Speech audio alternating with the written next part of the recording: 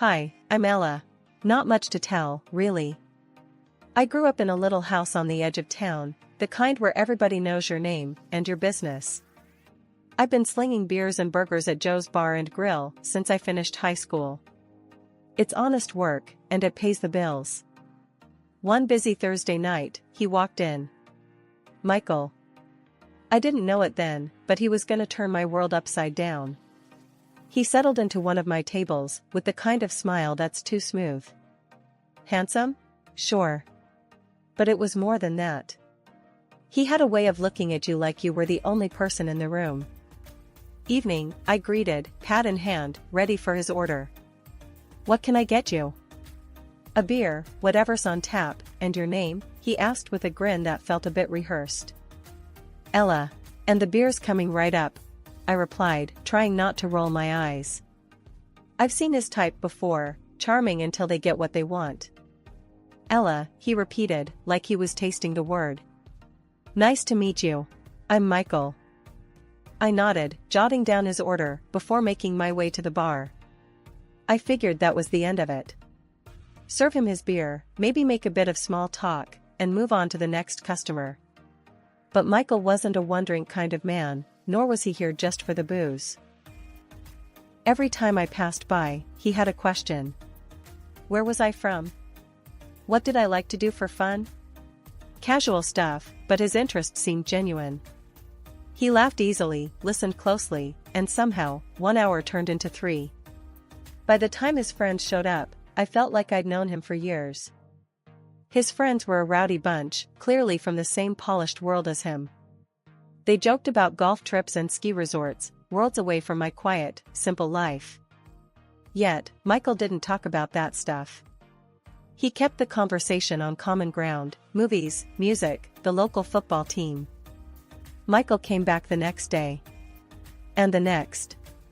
Each evening, spending a few hours at my table, talking about nothing and everything. His persistence was something else. He didn't put on airs or try to impress me with his money or who his dad was. Heck, he didn't even bring it up until I asked why he didn't seem to work the usual 9 to 5. My dad's a big shot in the state office, he admitted, but shrugged like it was no big deal. Means I got the freedom to live a bit differently, that's all. And here you are, spending your evenings in a bar with me, I pointed out. Best part of my day, he said earnestly. After a few weeks of this routine, he finally asked me out properly. No more beating around the bush. I figured, why not? Maybe it was time to take a chance on something, or someone, unexpected. After Michael and I had been seeing each other for a while, he decided it was time I met his parents. I wasn't exactly jumping at the idea, you know? I mean, his folks lived in one of those giant houses that look like they're straight out of a magazine, more like a museum than a home. But Michael was insistent. Said it was important to him. So, I agreed.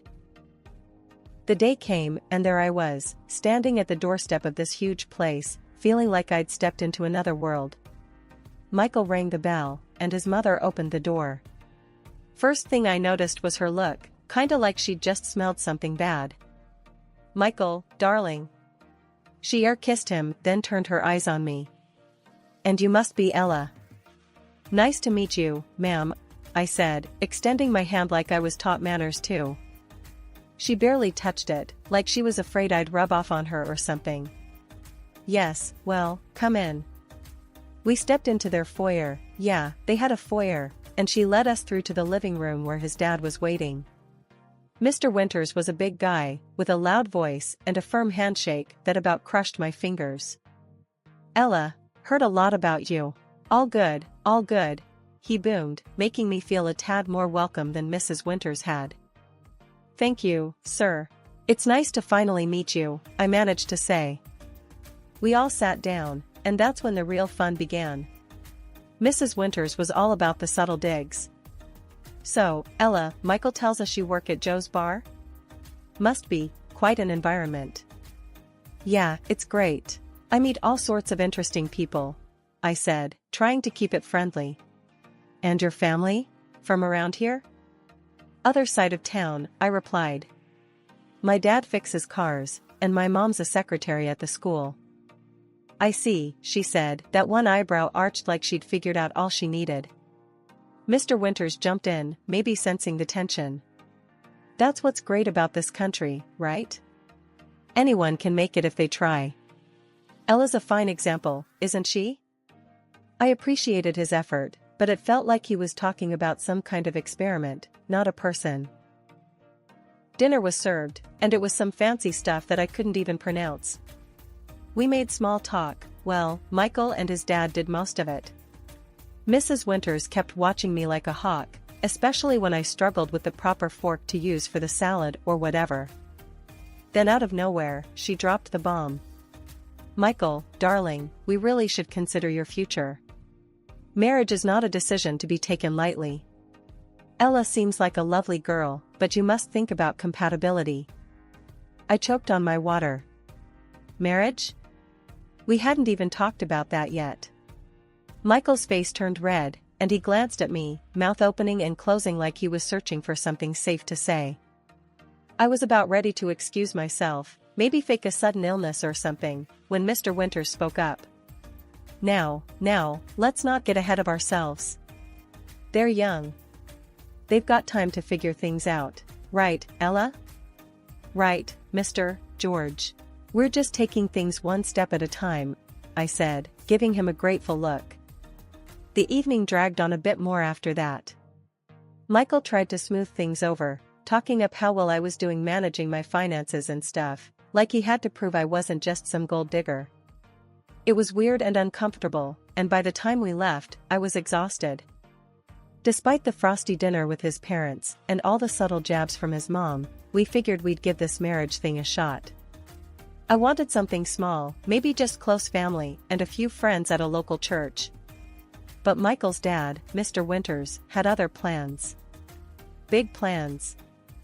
A week after we got engaged, he called us into their living room, yeah, the museum one, and laid out his vision. Listen, this wedding isn't just a union of two hearts, okay? It's an opportunity, Mr. Winters started, spreading his arms like he was already addressing a crowd. We'll have the press, the state officials, it's gonna be grand. I looked at Michael, hoping he'd back me up. He cleared his throat. Dad, Ella's not comfortable with. Comfortable? She'll be more than comfortable. I'm talking about a top-tier event planner, designer dresses, gourmet food. It'll be spectacular. Mr. Winters wasn't just planning a wedding, he was orchestrating a gala. The discussion, or monologue, really, went on for hours. By the end, I felt steamrolled into agreeing. It wasn't just our wedding anymore, it was a political campaign event. The big day came faster than a freight train, and it was everything Mr. Winters had promised and more. The venue was a massive estate with gardens that looked like they were maintained by an army of landscapers. There were flowers everywhere, musicians, and yeah, a sea of guests I'd never seen before in my life. Most of them seemed to know more about Michael's political family background than about us as a couple. The ceremony itself was a blur. I walked down the aisle, feeling every eye on me, not with warmth, but with curiosity and scrutiny. When I reached Michael, he gave me a reassuring grin. "You okay?" he whispered as we stood before the officiant. "Yeah, just feels like we're actors in some play," I whispered back. "Let's just get through this," he said, squeezing my hand. The reception was no less extravagant. Mr. Winters made sure to give a speech, mentioning how his son had married a wonderful, simple girl from our very own town, proving that our family values real, hard-working Americans. I plastered a smile on my face, clapping along with everyone else, feeling like a prop in his political theater. Later, as we mingled among the guests, I overheard snippets of conversation. Great for his image, such a smart move before the election. It was clear this wedding was less about us and more about them. After the whirlwind of the wedding, Michael and I moved into the plush apartment his parents gave us as a wedding gift. It was fancier than anything I'd ever lived in, all sleek surfaces and designer furniture. It should have felt like a dream, but mostly, it just felt cold. Michael spent his days how he always did, out with friends, coming back late, sometimes not until the next morning. I tried to make the apartment feel like home, filling it with photos and little touches that reminded me of my old life. But every time Michael's mom, Mrs. Winters, came over, she'd have something to say about my choices. One afternoon, she dropped by unannounced, just as I was setting up some new curtains I bought. "Ella, really, those are what you chose? They're quite quaint," she said, her nose wrinkling like she smelled something bad. "I like them. They remind me of home," I said, trying not to let her get to me. Well, it's your home too, I suppose. But remember, you're not just anyone now, you're a Winters. You have to think about appearances," she advised, her voice dripping with that condescending tone I'd come to dread. I bit my tongue, nodding silently. The conversation moved from the curtains to Michael's habits. "I hear he's been spending a lot of time at the club again. You really should keep a better eye on him, Ella. It's not becoming for a man of his position to be seen gallivanting about at all hours." "I'm not his keeper, Mrs. Winters. He's a grown man, he makes his own choices," I shot back, a little sharper than I intended. She'd sked, shaking her head. "You might think that, dear, but part of being a good wife is guiding your husband. Steering him away from temptations." The implication was clear, and it stung. Was she saying it was my fault Michael was acting this way? That night, when Michael stumbled in past midnight, I confronted him. "Your mom thinks I should be keeping you on a shorter leash. That it's my job to fix you," I said, frustration boiling over. Michael, half-drunk and bleary-eyed, just laughed. "Oh, come on, Ella. You know how she is. Just ignore her." "But I can't, Michael. This is our life, and it's falling apart. You're out all the time, and when you are home, you're like this." I gestured at him, my heart sinking as his laughter died down. He rubbed his face, looking tired. "Ella, I'm just trying to have a bit of fun. We're young, aren't we supposed to enjoy ourselves? It's not fun for me, watching you throw your life away, watching us become strangers," I admitted, the hurt clear in my voice. Michael's expression softened, and he took a step toward me. "I'm sorry, babe. I didn't realize you felt that way. I'll try to do better, okay? Just give me some time." I wanted to believe him, really, I did. But as the days turned into weeks, nothing changed. He made promises during the day and broke them at night. And Mrs. Winters' visits became more frequent, each one a reminder of how I was failing to live up to her expectations.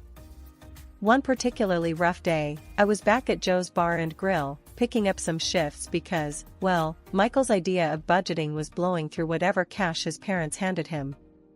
It was mid-shift, the bar bustling with the usual crowd, when in walked Mrs. Winters with a gaggle of her high society friends. The moment I saw her, my stomach knotted.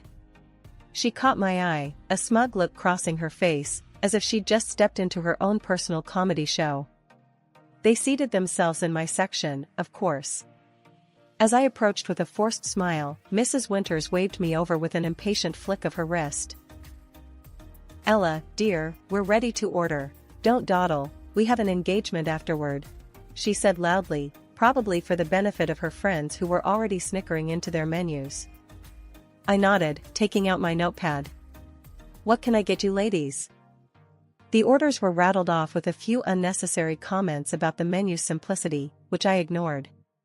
As they spoke, Mrs. Winters leaned in towards her friends, whispering loud enough for me to catch bits about my poor son and Ella's little job. It made my cheeks burn, serving them, knowing they were mocking me. After placing their order at the bar, I overheard more of their chatter. "And can you believe it? She convinces Michael to spend all his money on drinks. It's like she's running him into the ground on purpose," Mrs. Winters said, her voice dripping with fake concern.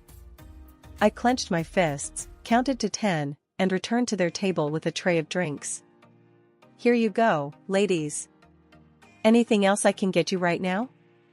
Mrs. Winters looked me up and down. "No, just try to be quick with the food, won't you? We wouldn't want to be late." The rest of their stay was a blur of backhanded compliments and rushed requests. By the time they left, I was seething but had to shake it off and finish my shift. Back at home, the tension didn't let up. Mr. Winters was ramping up for the final stretch of his campaign, which meant more events, more smiling, and more pretending. At each event, he paraded me around like a trophy. "Here's my wonderful daughter-in-law, Ella. A true example of our family's commitment to real people." Every compliment felt like a noose tightening around my neck. Smiling through these gatherings was getting harder, especially when all I wanted was to run out the door and never look back. One evening, I came home from a late shift to find Michael sitting in the dark, his face buried in his hands. He looked up as I entered, and I could tell something was terribly wrong. His eyes were red, and he seemed to have aged years in just a few hours. "Ella, I'm in trouble," he started, his voice shaky. "Big trouble." I dropped my bag and sat down beside him. "What's going on, Michael?" He took a deep breath, and then it all came pouring out. "I've been gambling. It got out of hand, and now I owe a lot of money. I mean, a lot. To some really bad people." My stomach turned. "How much are we talking about?" "More than we can afford. A lot more. More than $100,000. He wouldn't meet my eyes. I felt a cold fear grip me. "Michael, what did you do?" He broke down, sobbing. "I thought I could win it back, fix it before anyone noticed. But I just dug deeper. They're threatening me now, Ella. They say if I don't pay up soon," he couldn't finish the sentence. Seeing him so vulnerable, so desperate, I felt my anger give way to a protective urge. Okay, let's think. We could tell your parents." "No, we can't tell them," he grabbed my hand. "Please, Ella, help me. I swear I'll fix this. I'll be better. I'll be the husband you deserve. Just help me get through this." I took out a loan the next day, under my name, because his credit was a mess. Handing over that money to him was the hardest thing I'd ever done. He promised again to change, and for a while, it seemed like he actually might. Michael started coming home earlier, helping around the apartment, even doing dishes and laundry without me having to ask. We spent evenings together like a real couple, talking about our day, planning for a future that suddenly seemed possible. I started to let myself believe that maybe, just maybe, we could turn this around. 6 months later, I came home after another long night at work, the smell of the bar still clinging to my clothes. As I opened the door to our bedroom, the sight before me froze me in place. There was Michael, passed out drunk on our bed, with not one, but two blondes asleep next to him. Bottles and clothes were scattered everywhere. It was like a slap in the face, all the more painful, because I had started to trust him again. Rage and betrayal churned inside me. I grabbed my phone and started recording. I needed evidence, not just for myself, but for any legal battles that might come. I shook him awake, my voice ice cold. "Michael, who the hell are these girls?" He blinked at me, confused and still half drunk. "What? Oh, they're just friends. We were just having some fun." "Friends? This is fun?" I was almost screaming now, the phone still recording. "In our bed?" He tried to wave it off, mumbling.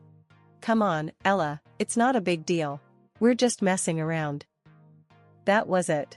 I'd had enough. I left the room and called his father, Mr. Winters. When he answered, I was blunt. "Your son has crossed the line, Mr. Winters. I just found him in bed with other women. I've recorded everything, and I'm filing for divorce." No sooner had I finished the call with Mr. Winters, my father-in-law, than he was at our apartment, his face a storm of anger and worry. He burst through the door like a hurricane, zeroing in on Michael, who looked like he hadn't slept at all. "What the hell were you thinking, Michael?" Mr. Winters roared as soon as he laid eyes on his son. The walls might as well have shaken from his fury. "Dad, Michael started, but Mr. Winters cut him off. "No, I don't want to hear your excuses. You've gone too far this time. Your reckless behavior is not only destroying your marriage, it's threatening everything I've worked for." His voice filled the room, and I could tell this was about more than just family. It was about his career, his image, all of it hanging by a thread. Turning his gaze to me, Mr. Winters's tone softened, but the urgency in his voice remained. "Ella, I'm deeply sorry for all this. I know an apology can't undo the hurt, but I'm prepared to make things right." He proceeded to lay out his plan. "I'm going to sell this apartment and give you the money from the sale as compensation. It's the least I can do. In return, I need you to keep this quiet, especially from the press." I nodded, still in shock, barely processing the speed at which things were moving. "Okay, I understand. And the divorce? Keep that quiet too. Especially from my wife, you know how she is with gossip," he added, almost pleadingly. "I won't say a word," I assured him, feeling the weight of the situation.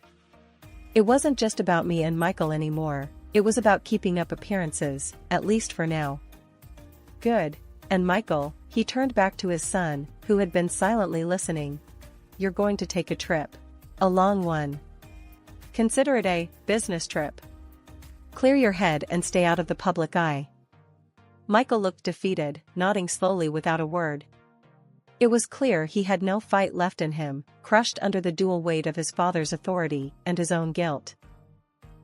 The next few weeks were a blur of lawyers, quiet conversations, and discreet moves. The apartment sold quickly, and true to his word, Mr. Winters handed over $600,000 to me. He also settled the loan I had taken out to bail Michael out, clearing all my financial ties to him. With the money, I made a fresh start.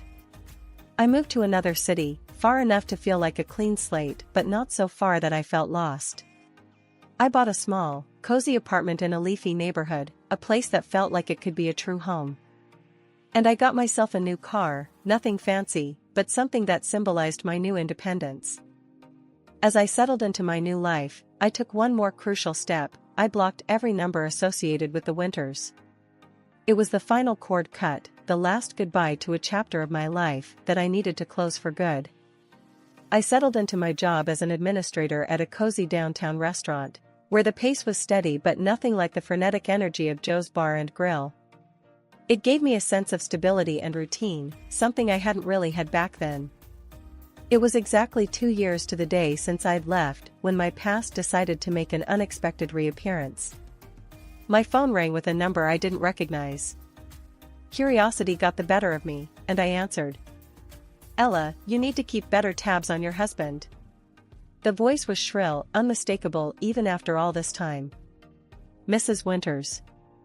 I pulled the phone slightly away from my ear, taken aback by her tone. "Excuse me? Michael is in trouble, and it's all because you can't seem to do your job as a wife," she accused, her voice frantic. I took a deep breath, the shock fading quickly into annoyance. "Mrs. Winters, what are you talking about? Slow down." She huffed into the phone. "One of Michael's friends called me. He's gotten himself into a mess, hit a policeman, if you can believe it. They needed money to keep it quiet, so I sent it. Now, why weren't you watching him?" I almost laughed at the absurdity of it. "Mrs. Winters, Michael and I are divorced. Have been for 2 years now. I have no idea what he's been up to, nor is it my concern." There was a pause, and then, "Divorced? Why doesn't anyone tell me anything?" "Maybe because it's none of your business," I said, my patience wearing thin. "And as for the money, Mrs. Winters, it sounds like you've been scammed. Michael hitting a policeman and needing money sent in a hurry? Doesn't that sound strange to you?" She started to sob, her cries piercing even through the phone. "What am I going to do? I took the money from George's savings to pay them off. He will be furious if he finds out about the money." "That's something you'll have to sort out with him," I said, my tone firm. "I really am sorry you're in this situation, but there's nothing I can do to help you." "But Ella, I hope you figure things out, Mrs. Winters. Goodbye." I hung up before she could say anything else, blocking the number immediately after. Leaning back in my chair, I let out a long breath. The call had shaken me, bringing back a flood of memories I'd rather forget. It made me realize just how far I'd come from the chaos of my life with Michael and his family. Here I was, in a home I loved, a job that fulfilled me, far from the manipulations and drama of the winters. I got up and walked over to the window, looking out at the quiet street below. The sun was setting, casting a warm glow over everything, and I felt a profound sense of peace. For the first time in a long time, I felt completely detached from that old life. I was free, truly free, and as I turned back from the window to go about the rest of my day, I felt a smile spread across my face.